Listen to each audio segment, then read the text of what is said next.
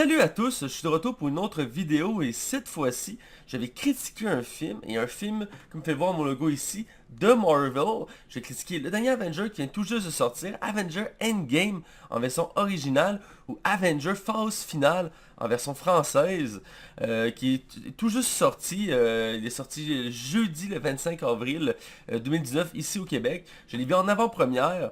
Étant un grand fan de comics et de Marvel, comme vous le savez si vous suivez ma chaîne, sinon mais je vous l'apprends ici. J'adore l'univers de Marvel, je l'ai découvert il y a bien des années de cela, entre autres avec les films Blade, Daredevil ou les premiers Spider-Man qui m'ont fait découvrir, et les X-Men aussi qui m'ont fait découvrir l'univers de Marvel il y a bien longtemps de cela. Mais on est parti de loin maintenant car l'univers de Marvel tel qu'on le connaît aujourd'hui existe depuis le premier Iron Man qui était sorti au début des années 2000 avec Robert Downey Jr. dans le rôle titre. À ce moment-là, on ne pouvait pas réaliser à quel point ça allait être quelque chose de grandiose jusqu'à aujourd'hui. Car depuis le temps, il y a eu 22 films de hier à aujourd'hui, si je peux dire, car on est en 2019. Et donc ça a fait beaucoup de chemin, beaucoup de personnages ont été créés. On est à une ère de nage d'or des films de super-héros. Certains disent qu'on est en train d'atteindre l'apogée. C'est pas faux. On commence à avoir beaucoup de matériel de films de super-héros dans divers plateformes, divers films, séries, tout ça. Donc c'est sûr qu'on est à un âge d'or qui peut arriver à un point de saturation. Mais ça sera un autre dossier. On se reconcentre sur Avenger phase finale, qui se veut la suite directe de Avenger la guerre de l'infini ou Infinity War en version originale, qui était sorti l'année dernière, donc à peine un an depuis, et qui dans le fond est encore réalisé une fois par les frères Russo, Anthony et Joe Russo, qui sont rendus leur quatrième film dans l'univers de Marvel.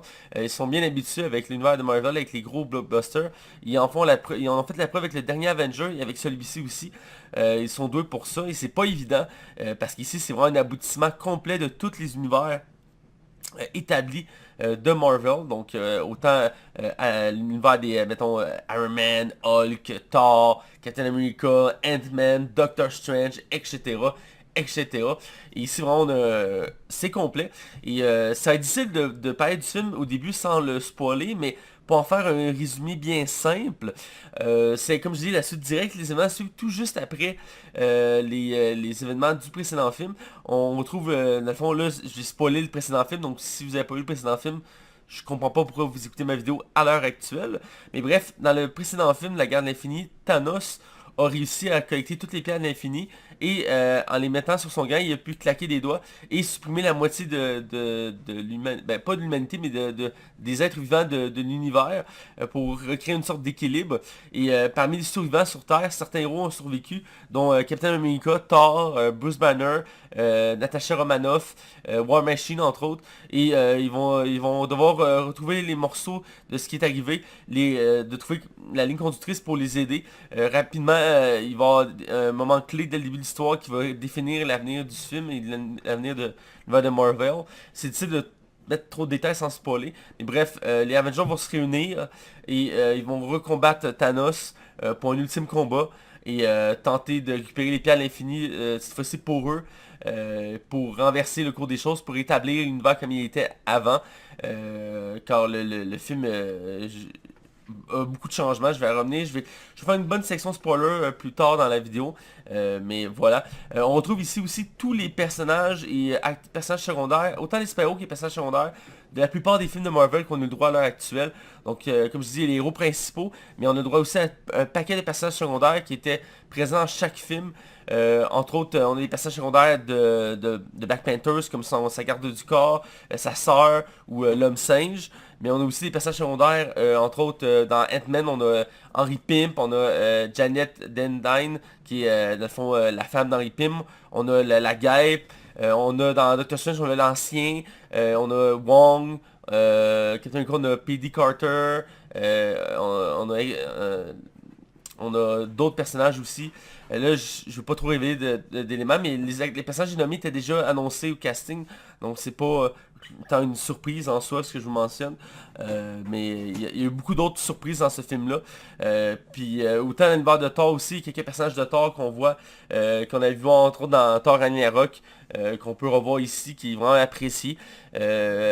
aussi, on voit aussi la tante voyons, de May Parker, dans le fond, la tante de Spider-Man aussi, qui est pas développée dans ce film-là, mais elle est présente, vu que c'était important de mettre tous les personnages. Et il y a même quelques petits caméos, parce qu'il y a quelques acteurs quand même assez connus qui font des petits rôles ici. J'en reviendrai un peu plus loin là-dessus, mais vraiment, il manque personne ou presque dans ce casting-là. Je reviendrai encore une fois dans quelques instants sur un élément ou deux qui manquerait, mais dans l'ensemble, c'est complet. Et étonnamment, chaque personnage réussit à avoir sa place dans le film. Ils sont très complémentaires, même si certains ont été mis plus au second plan, mais c'est une sorte aussi de balance avec le précédent film. Ils ont voulu, c'est un film complet entre les deux. C'est logique vu qu'à la base c'est censé être deux parties. On voit ici que vraiment ça se complète ces deux films-là.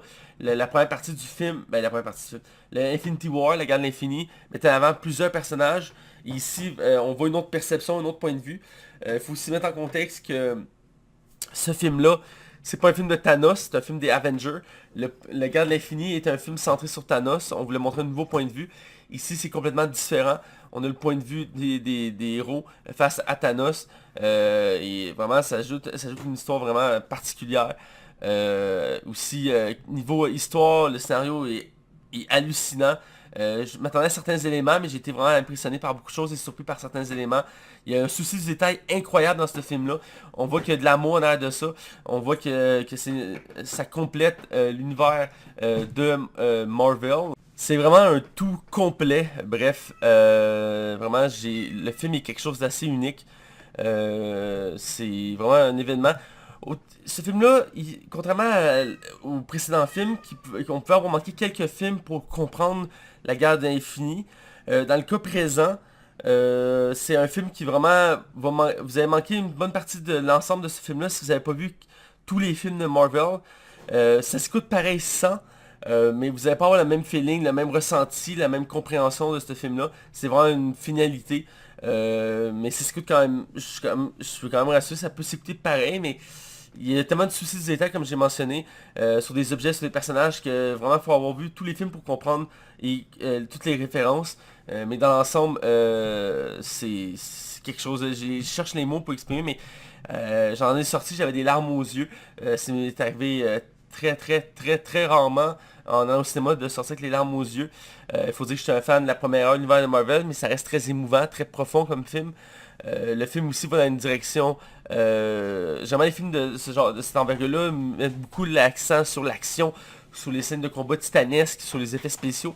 Ici, oui, il y a cette présence-là, mais on a voulu vraiment aller d'un côté plus psychologique, un peu plus narratif dans l'histoire, et ça se prend très bien aussi. Ça reste qu'il y a une bonne, c'est très bien balancé comme film. C'est vraiment un événement à voir pour ça.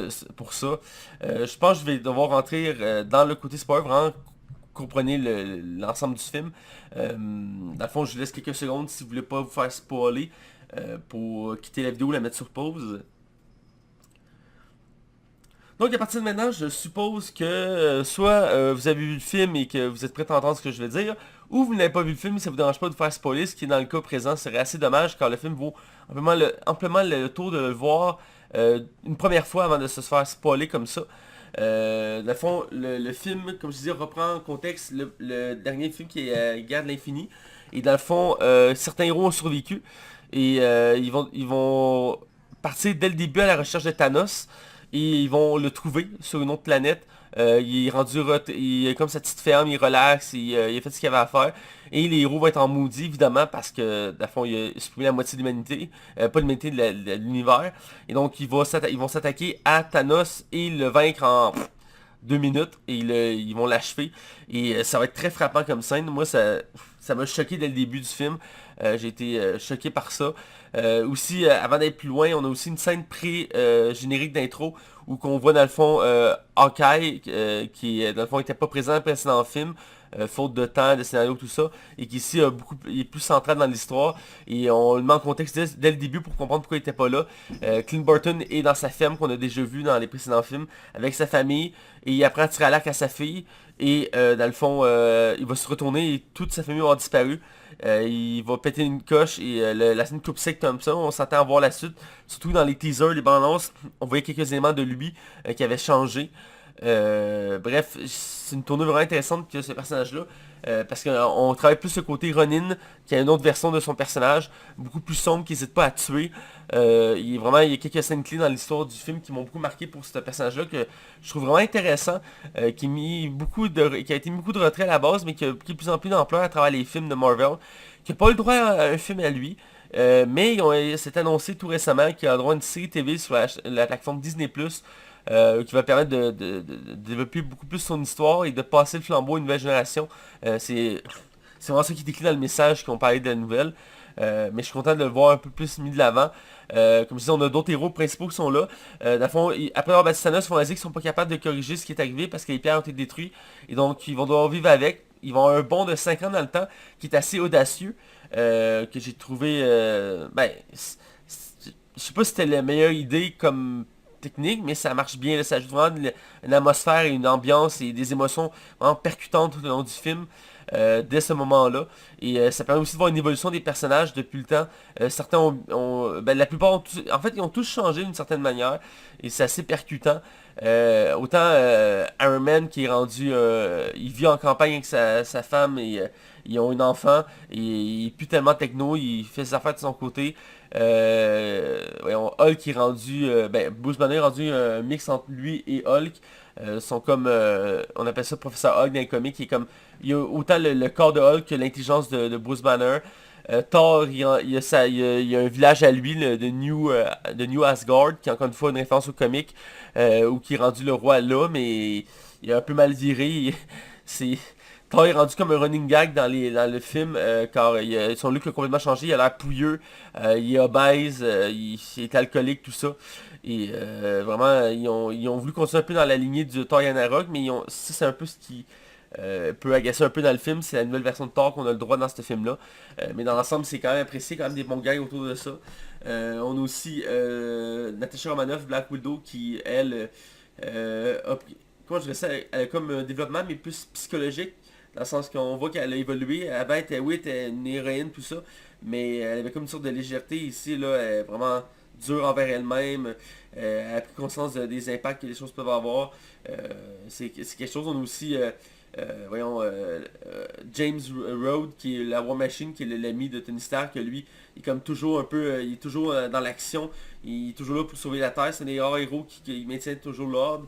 On a d'autres passages aussi comme on a Captain Marvel qui a sa présence au début du film, ou celle qui sauve Tony Stark dans l'espace, qui les ramène sur Terre, et après va repartir protéger les autres planètes, mais il va revenir à quelques reprises pour aider. Entre autres, on va voir dans une scène 5 ans plus tard où que son look est un peu plus travaillé, qui ressemble plus au comic dans le sens qu'ils ont travaillé sa coupe de cheveux. Je pense que ses couleurs aussi sont un petit peu différentes de son costume. Il y aura une adaptation de ce côté-là. Ça aussi c'est bien. Son personnage est mis quand même assez en retrait. Ce qui est ironique parce que j'ai vu les commentaires des deux côtés dans le sens qu'avant que le film sorte, tout le monde se plaignait que ça allait être elle qui allait faire le coup, qui allait battre Thanos, parce qu'elle était trop forte. Et là, j'ai les commentaires opposés. Les gens ont chialé parce que les premiers commentaires que j'ai vus, les gens chialent parce qu'elle est peu présente. Parce que je trouve ça assez ironique parce qu'on n'arrive pas à se décider. Moi, pour ma part, je suis satisfait de ce que j'ai vu de ce personnage-là. Mais je trouve ça assez ironique que les gens se contredisent en eux-mêmes dans leurs propres commentaires. Sérieusement, elle est très bien comme elle est dans le film. C'est vraiment une belle adaptation faite comme ça.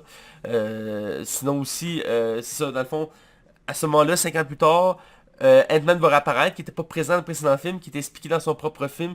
Ici, c'est dans le fond la conclusion de ça. Dans le fond, c'est la suite de Ant-Man 2. Dans le fond, il était pris dans sa machine, dans son univers quantique. Il va en ressortir. Il va leur rejoindre l'Avenger. Il va leur proposer un plan fou et qui est dans le fond, reculer dans le temps pour trouver les pierres et d'empêcher ce qui est arrivé d'arriver. Ils vont avoir une grosse discussion sur le voyage temporel qui est assez pertinente, qui va mettre en cause beaucoup d'idées reçues. Et vraiment, c'est vraiment bien parce que là, ils ont mis un plus gros sérieux à ce personnage-là, qui était un des personnages les plus comiques de l'univers de Marvel, Ant-Man. Même dès les premières scènes qu'on le voit introduit dans le film, j'ai trouvé ça vraiment bien.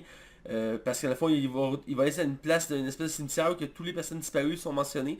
Il va voir son nom dessus, il va capoter. Il va courir à sa maison, il va tomber sur sa fille qui a vieilli parce que ça fait 5 ans. Et c'est une scène très émouvante, très touchante. et c'est là qu'il va réaliser qu'il y a quelque chose qui doit être réglé, et c'est là qu'il va rejoindre l'Avenger pour proposer le plan fou, et c'est finalement c'est Tony Stark qui va le mettre en branle, et c'est là que le film prend vraiment de l'ampleur, qui prend vraiment vie, parce que c'est là qu'ils vont voyager dans le temps dans 3 périodes. Ils vont aller sur Terre à New York pendant la bataille de New York, parce qu'à ce moment-là, il y a 3 pierres à New York sur les 6. Donc c'est un moment clé de l'histoire pour récupérer les pierres. Ils vont aussi aller à Asgard pendant Thor 2. Parce que c'est là que la pierre rouge de la puissance, je crois, du power. Et finalement, ils vont aller aussi sur la planète. Ils vont aller aussi dans l'espace. Excusez-moi, sur 2 planètes, dont Volmir, qui était là, qui avait la dernière pierre dans le précédent film, quand tout le monde se demandait était où. Et l'autre planète où, que, dans le fond, dans le premier Gardien de la Galaxie, on voit Star-Lord récupérer la pierre mauve de la destruction, un truc comme ça. De l'esprit, pas de l'esprit, j'ai un blanc sur cette pierre-là, bref. Et ils vont récupérer les pierres une après une pour, comme je dis, corriger le temps. Et ça va permettre de revisiter l'histoire de l'univers de Marvel. Autant présent que passé.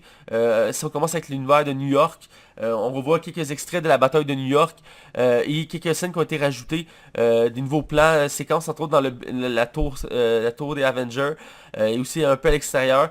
Ça avait été un peu spoilé dans les premières images qu'on voyait que les acteurs avaient repris leurs vieux costumes pour quelques scènes. C'est là qu'on le voit. C'est vraiment bien fait, là. On ressent vraiment un côté nostalgique, un côté vraiment profond dans ces scènes-là. Ça passe très vite aussi. On a droit aussi à un retour assez bref de Loki, toujours joué par l'excellent acteur qui le fait, qui ma foi maîtrise toujours ce rôle-là, qui est Tom Hiddleston, qui ici fait quelques petites apparences en termes de Loki, qui est vraiment très apprécié. On a aussi quelques personnages secondaires des autres films qui font des références dans ces scènes-là, entre autres un méchant de Captain America qu'on a pu voir dans Civil War, mais aussi dans Captain America, le soldat d'hiver, qui était, dans le fond, Crossbone, qui était un agent du Shield, qui était en fait un agent de Hydra, qui dans le fond, à la fin du deuxième Captain America, il mange un héliporteur en face, mais il survit. Et dans Civil War, il se fait exploser au début du film. Ici, il refait une scène, il refait la scène culte du deuxième Captain America qui rentre dans un ascenseur, il se fait attaquer par tout le monde qui est dans l'ascenseur, et les bat tous, et bien, ils sont comme tous là. Et ils sont tous là et dans le fond, à place que la fameuse scène arrive, il va se pencher vers un des agents, il va dire Shukantu, je suis avec vous, Hi Hydra. Et il va prendre la mallette, il va s'en aller, tout le monde va être comme sans mots. Et c'est vraiment une scène. Autant c'est une belle référence au comique récent, autant que c'est une belle scène qui montre l'évolution du personnage qui est un cas, mais aussi comment je faisais ça. C'est autant léger que profond. J'ai vraiment trouvé cette scène-là vraiment bien. Ça me fait sourire. C'est pour montrer que l'univers est vraiment bien fait. Aussi, on a une interaction, dans le fond, voyons, avec Tony Stark qui va tenter de récupérer le cube, le Tesseract, en bas de la tour. Et il va devoir interagir avec un jeune Thor et Loki, entre autres, et des agents du Shield. Et ça va mal virer un peu, mais au final, ils vont réussir à avoir le cube. Non, ils vont pas réussir à avoir le cube, ils vont foyer de l'avoir, ils l'auront pas. Parce que Loki va récupérer le cube et disparaître. C'était laissé en suspens. Et il va réaliser qu'ils n'ont pas d'autre choix. Lui et Captain America vont devoir aller dans une autre époque le récupérer. Mais juste avant ça, on a le droit à vraiment un bel effort d'effets spéciaux. On a Captain America qui s'affronte lui-même, dans une version plus jeune. C'est vraiment bien fait, c'est assez court évidemment, mais la scène, on remarque quand même que le jeune a un casque et le vieux non, pour permettre que la scène puisse se tourner plus facilement avec un double. Mais il reste que c'est vraiment bien fait, c'est bien enchaîné. Et j'ai trouvé ça vraiment, quand je dis ça, surprenant comme scène de vouloir affronter double. Moi je pensais que ça allait faire des paradoxes, donc ils ne peuvent pas faire ça. Mais ici, ils s'amusaient avec le voyage dans le temps. Le voyage dans le temps, à chaque fois, ça marche pas dans les films généralement. Mais ils trouvent toujours moyen de rendre ça assez logique pour qu'on embarque. Et ici, il y a quand même une bonne logique. Bref, ils vont réaliser qu'ils n'ont pas le choix de dans le temps. Ils vont devoir aller dans un bunker d'une base militaire dans les années 70, car les deux savent que le cube s'est retrouvé là pendant bien des années. Vu que Nick Fury il leur avait dit où ils l'ont su. Ça, j'ai un peu de misère à me rappeler exactement. Et bref, ils vont se retrouver à ce bunker-là. Et ça va permettre encore une fois de montrer à quel point l'univers est riche en termes de contenu, mais aussi qui est profond. parce qu'il va y avoir deux phases. On va avoir Tony Stark qui va se déguiser en scientifique, qui va rentrer dans les laboratoires et il va tomber sur à fond, le cube, mais aussi sur son père, jeune, et qui est sur le point d'avoir sur le point d'aller à la naissance de son fils, qui est lui-même Tony Stark. Et donc ils vont avoir une belle discussion de père en père, si je peux dire, qui est vraiment très bien, très nostalgique. Et à la fin d'un petit clin d'œil, et faut vraiment être quand je dis ça, vraiment un intense combat de l'univers de Marvel pour le remarquer. Mais on voit le majordome de Howard Stark, qui est Jarvis, d'où le nom de la technologie que Tony Stark a mis au point dès Iron Man 1, qui est une intelligence artificielle. L'acteur qui le joue, c'est lui qui joue le même dans la série Agent Carter, qui est une série dérivée de l'univers de Marvel, qui suivait Peggy Carter, qui était la femme agente dans Captain America 1, qui Captain America tombe amoureuse d'elle, qui avait droit à 2 saisons, qui sont excellentes, que je vous invite à découvrir. Et dans ces 2 saisons-là, un des acteurs principaux était le majordome des Stark, et faisait un excellent travail. Ici, droit à un petit caméo. Et c'est en un sens historique, parce que les personnages des séries n'ont pas eu le droit de présence dans les films en régional. L'inverse a eu lieu. Il y a des personnages de films qui ont le droit dans les séries, mais pas l'inverse. Et lui, c'est le premier. C'est un beau clin d'œil. J'ai vraiment aimé ça. Beaucoup de gens étaient perturbés de voir c'était qui. Moi, je savais et j'étais vraiment content. J'ai vraiment trouvé ça, c'est une belle référence. De l'autre côté, on a Captain America qui va se retrouver de retrouver des nouvelles doses parce qu'ils servent des particules PIM pour se téléporter dans le temps. Donc il va aller dans le laboratoire d'Henry Pym qui est à ce moment-là agent du Shield. Et il va tomber sur le jeune Henry Pym on va le voir brièvement, qui va s'en aller en courant. Et on va voir brièvement, et ça j'ai vraiment adoré ça, le casque original de Ant-Man dans les comics. C'est un gros casque en métal rond avec 2 grosses antennes puis un truc en métal comme ça devant la bouche. J'ai vraiment aimé ça, ce petit détail-là. C'est vraiment une belle petite scène qui montre la richesse de l'univers de Marvel. Et bref, ces deux-là vont se rejoindre et ils vont retourner dans le présent. On va aussi avoir droit à Thor qui va aller avec Rocket à Asgard. On va retrouver le vieux Asgard qu'on avait perdu depuis Thor 3. Thor va croiser entre autres Loki, mais aussi sa mère qui est perdue. Et ça va le rendre profondément triste. Il va essayer de l'éviter, mais il n'aura pas le choix d'y parler. Et il va aussi voir brièvement aussi Jane Foster, jouée par Natalie Portman, qui avait dit à la base qu'elle ne revenait plus dans l'univers de Marvel. Mais pourtant ici, elle fait quelques petites apparences furtives, si je peux dire, parce que je pense qu'elle parle même pas. Mais on la voit brièvement à quelques reprises. Et bref, il va y avoir une scène très émouvante entre Thor et sa mère, et qui m'a mis en doute pendant un certain moment. Je pensais que c'était Loki, mais finalement non, c'est vraiment sa mère. Et ça va être très émouvant parce qu'elle va réaliser qu'il vient du futur.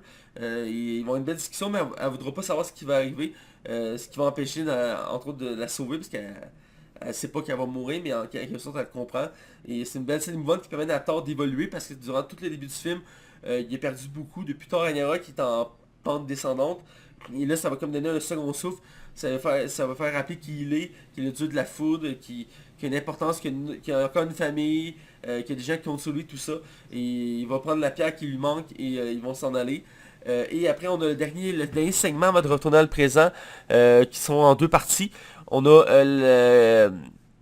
la Veuve Noire et, dans le fond, Captain America, pas Captain America, Hawkeye, qui vont se retrouver sur Volmir pour récupérer la pierre de l'esprit. Ils vont tomber encore sur Crâne Rouge, toujours joué par l'imitateur Ross Marken, qui, dans le fond, reprend le rôle après que l'acteur original avait dit qu'il voulait pas le refaire pour Avenger. Donc il imite, en français ça paraît pas tant que ça, mais en anglais il a la même voix parce qu'il imite la voix et l'accent de l'acteur. Donc c'est bluffant, surtout qu'il est fait à l'ordinateur. C'est vraiment bien aussi. Donc les deux vont... Parce que entre les Avengers, Hawkeye et Black Widow avaient un lien, mais c'était peu mentionné. Dans les comics c'est beaucoup plus développé. Ici on voit qu'on a un lien profond et ça va mener jusqu'à une confrontation entre les deux, savoir lequel des deux qui va se sacrifier. Ils vont se battre entre eux. Ça va faire un très beau combat. Et à la surprise générale, c'est Black Widow qui se sacrifie. Et ça a été très choquant. Je m'attendais pas à ce que ce soit elle. Je pensais que c'était Hawkeye, c'était logique vu qu'il avait tout perdu. Puis qu'il avait complètement changé. Et donc c'est Black Widow qui finit par se sacrifier. Et ça m'a choqué. Et c'est la première vraie grande mort des Avengers. Et des Avengers originaux aussi. Qui est assez surprenant étant donné qu'ils ont annoncé son film sur elle. J'imagine que ça va être une préquelle. Mais ça reste très surprenant quand même. Bref, c'est très percutant. Et l'autre côté, c'est là que le film est en complexité et que j'ai vraiment trouvé ça intéressant. Dans le fond, on a Nebula qui, avec la War Machine, qui est James Rhodes, attendent que Star-Lord arrive sur la planète qui était au début du Guardians of the Galaxy 1 pour les guider jusqu'à la pierre. Finalement, ils vont croiser justement le jeune Star-Lord et ils vont l'assommer. Ils vont avoir la même scène d'intro qui danse avec la musique. Et même, on va avoir un autre point de vue. On va voir le point de vue des deux autres. On va le voir danser dans la ville, mais sans entendre la musique. Tellement que c'est ridicule. Ils vont l'assommer, ils vont trouver la pierre. Et à ce moment-là, c'est là que l'histoire va devenir complexe parce que la Nebula du passé et celle du futur vont entrer en collision à cause de leur connexion informatique, cybernétique. Et c'est là que Thanos va apprendre que les Avengers ont reculé dans le passé pour récupérer les pierres. Et là, il va intervenir. Et il va aller sur la planète actuelle que je parle. Et dans le fond, ils vont capturer Nebula. Dans le fond, ils vont s'en servir pour retourner dans le présent qui est le futur pour eux. Et ils vont vouloir empêcher que les Avengers corrigent ça. Et c'est là que ça va comme encore plus amplifier. Parce que là, les héros vont tout retourner dans le présent. Avec là une fausse Nebula qui est celle du passé. Et ils vont réunir les pierres dans un gant. Et là, ils vont débattre à savoir qui doit s'en servir. Et finalement, c'est Hulk, Bruce Banner, qui va s'en servir vu qu'il est le seul qui est assez résistant pour subir le choc. Et va activer le gant. Et va rétablir les choses. Et c'est à ce moment-là que on entame la bataille finale qui, dans le fond, est extrêmement extraordinaire et hallucinante et époustouflante. Un peu courte, par contre, mais avec un film de 3 ans, à un moment donné, c'est sûr que il y a des limites à ce qu'on peut faire. Mais Colin, que c'est une bataille incroyable. Et dans le fond, au début, on va voir quelques Avengers restants qui vont affronter Thanos. On a Iron Man, on a Captain America, on a Thor, etc. qui vont affronter dans le fond Thanos et ils vont rusher à le battre, ils vont se faire battre un après l'autre et à la fin il va y avoir Captain America qui va être à terre, le bouclier cassé, tout amoché, il soufflé en sang, il regardait autour de lui. Il recherchait un second souffle et finalement ça va venir. Il y a un portail qui va apparaître dans son dos. Et là, on voit Black Panther s'arriver avec ses alliés. Et là, d'autres portails arrivent, plein de portails. Tout le monde sort. De l'autre côté, t'as l'armée de Thanos qui arrive avec des vaisseaux, tout ça. Les deux armées se confrontent. On voit tous les héros, tous les personnages secondaires importants sont là. Et là, la grande bataille entame et c'est hallucinant. On prend le temps de souligner plusieurs passages. On voit pas mal tous les personnages se battre à quelques moments clés. On a même Pepper Potts qui a le droit à sa propre armure, qui avait été utilisée entre autres, et qui se bat. Et vraiment, il y a une belle séquence d'action qui est très fluide, vraiment puissante, qui va un amalgame de tout ce qui se fait là en termes d'héros. Et on va avoir une séquence aussi qui vont s'échanger le gant un après l'autre pour le protéger. Au début, je pense que c'est Hawkeye qui va le passer à Spider-Man, qui va le passer, je pense, à Captain Marvel, et qui, elle, va se faire protéger par... Il y a une belle petite séquence ici, qui est clairement voulu pour montrer de l'avant les personnages féminins. Parce qu'on a tous les personnages féminins principaux qui vont tous s'aligner un à côté de l'autre, à côté de Captain Marvel pour la protéger. Ils vont charger, ils vont avoir une belle séquence de combat juste avec des femmes qui est vraiment très bien fait. Qui est vraiment bien, qui tease un peu le fait qu'il existe une équipe comme ça à Marvel de personnages féminins, femmes qui font un peu comme les Avengers mais féminines. Il y avait des rumeurs qu'elle allait avoir un film sur eux, qu'il y a plusieurs actrices, entre autres celle qui fait Valkyrie qui avait dit qu'elle était partante, même si l'actrice fait Pepper Potts, dit que c'est son dernier film, on verra bien. Bref, la bataille s'enchaîne, tout ça. Ils finissent par battre Thanos, entre autres avec l'arrivée de Captain Marvel qui va détruire le vaisseau principal et aider au combat. Et finalement tout ça, l'armée se fait battre et se fait battre et c'est un duel entre Iron Man et Thanos qui va céder le combat. Qui vraiment... j'ai trouvé ça logique étant donné que je connaissais assez bien l'univers Marvel, mais j'ai quand même été très touché et ça m'a beaucoup choqué pareil. Tony Stark va affronter Thanos et récupérer les pierres de l'infini dans sa main, dans son propre gant, et activer le gant. Mais sachant que ça peut tuer, on a un choc dès le début. Et toute l'armée de Thanos, incluant Thanos, vont disparaître. Tony Stark va s'effondrer à terre, tout le monde va aller à côté de lui. Et il va dire quelques mots, il va finir par mourir. Ça va être très touchant. euh, avec tous les personnages qui sont là. Puis après, on a plusieurs séquences très touchantes. On a une des scènes, écoute, j'avais des larmes, les funérailles de Tony Stark au bord de l'eau de sa maison. On a tous les personnages de tous les univers qui sont là. Il y a un zoom sur chaque partie. Et même à la fin, on voit un jeune garçon. Et beaucoup de personnes se demandaient c'était qui. Et bien, c'est le jeune garçon qu'on voit dans Iron Man 3 qui aide Tony Stark à réparer son armure et qui l'aide dans l'histoire. Ici, il vit, vu que ça fait bien des années, mais c'est lui. Et on a tous les personnages. À la fin, on a Nick Fury sur le balcon qui regarde tout le monde. C'est vraiment une scène très poignante, très touchante. Et on a le premier réacteur de Stark qui flotte sur l'eau. Et c'est écrit, c'est la preuve que Tony Stark a un cœur. Et ça s'en va vers l'eau. Et oh mon dieu, c'était émouvant. Mais c'est pas fini. Il reste une scène émouvante. Après, je vais en fait le tour du film. Ça va être sûrement une grosse vidéo. Mais je vais vraiment faire un résumé de l'histoire et de parler de mon ressenti sur ce film-là. À la fin, il faut qu'il redonne les pierres dans les bonnes dimensions pour que l'équilibre revienne. C'est Captain America qui va décider d'y aller. Donc il va être avec Hulk et la force d'hiver et le Faucon. Ils vont activer la machine, il va disparaître. Et après ils refont le décompte de 5 secondes, il active la machine, il est pas là. Fait que là, ils sont hein? Puis il se retourne et il voit un vieil homme assis sur un banc de parc. Il s'approche de lui. Et c'est Faucon qui s'approche de lui. Il le regarde et c'est là que tu vois que c'est Captain America vieux. Il le regarde puis il demande qu'est-ce qui s'est passé. Puis il dit, après d'avoir déposé les pierres aux endroits, j'ai décidé que je voulais vivre une vie normale comme on me l'avait conseillé. Et donc je suis retourné en arrière et j'ai vécu une vie normale jusqu'à aujourd'hui. Et c'est très touchant. Et là, il dit ouais mais là une fois qu'il est America, on peut pas vivre sans. Il dit pendant ça, il sort le bouclier puis il lui donne.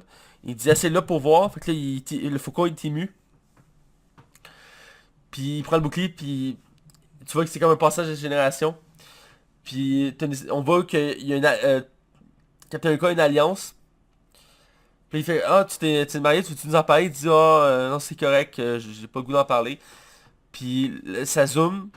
Puis on a juste une scène dans les 1970 dans une maison. Puis on a Captain America qui danse avec Peggy. La fameuse danse qu'il avait promis dans le premier Captain America. Avant qu'il se crash dans l'eau puis qu'il disparaît. Ils dansent ensemble. Ils ont finalement été ensemble pour le restant de leur jour. Fin. C'est ça la fin du film. C'est quelque chose. C'est très émouvant. Ça apparaît peut-être pas la façon dont je l'ai dit, mais c'est... J'en ai encore quelques larmes qui sortent, là. C'est très émouvant comme film. Il y a beaucoup, comme je dis, de références. Entre autres, on a l'ancien qui revient. C'est un des premiers qui croise, parce que c'est elle qui a la pierre. J'ai oublié de mentionner à New York, mais c'est elle qui a la pierre du temps. J'ai complètement oublié de mentionner tantôt. Mais c'est Hulk qui va s'en charger. Il va aller la voir. Et au début, elle veut pas. Ils vont avoir une discussion assez profonde. Et quand il va lui dire, ben le Dr. Strange, il a donné, là, sans aucune hésitation. Elle dit, ben non, ça se peut pas. Puis c'est là qu'elle percute, puis elle réalise que, ok, il y a quelque chose. Puis qu'elle lui donne la pierre. Et j'ai aimé ça la revoir. C'est vraiment un personnage intéressant. Puis c'est pour montrer aussi que l'univers est très complexe. On a entre autres aussi Alexander Pierce qui revient, qui était un des méchants de Captain America 2, qui était comme un des directeurs du Shield, qui est revenu aussi, que j'ai trouvé bien qu'on le revoit. On a entre autres l'ancien garde du corps de Tony Stark qui est là. On a Maria Hill qui fait une courte apparition, Nick Fury aussi. On a vraiment, écoute, je prends en oublier, mais sont tous là. Je veux dire, il y a le nouvel ami de Thor qui est là, Korg.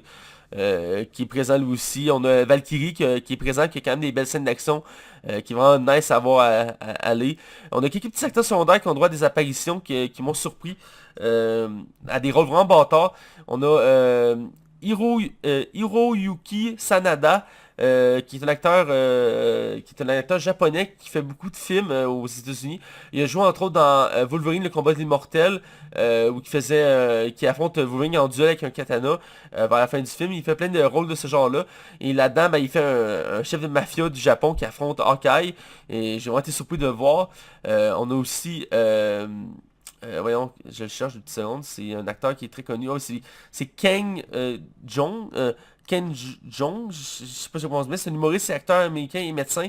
C'est lui qui faisait Wong. Pas Wong, il fait Char dans les films Lendemain de veille. Il a l'habitude fait des rôles comiques. Ici, il fait un gardien de sécurité dans un entrepôt. Et je pense qu'il dit une phrase, mais j'étais surpris de le voir dans ce rôle-là. Puis on a aussi un agent du Shield joué par Yvette Nicole Brown, qui est une actrice humoriste américaine aussi, qui fait beaucoup de séries et de films, qui est quand même très connue. Ici, elle a un petit rôle aussi, elle a deux, trois phrases. J'étais surpris de la voir dans ce film-là aussi. Et vraiment, tout le casting est là du film, c'est fou. Et tout le monde, tout le monde, la plupart ont droit à leur moment. J'ai été un peu déçu de peu voir Nick Fury dans le film. Je m'attendais à voir beaucoup plus, vu que dans le précédent, il n'était pas là. Ici, il a le droit qu'il y a une scène principalement. C'est correct quand même, mais je trouve ça un peu dommage. Aussi, au final, c'est un constat assez percutant. Tony Stark est mort, Captain America est retraité.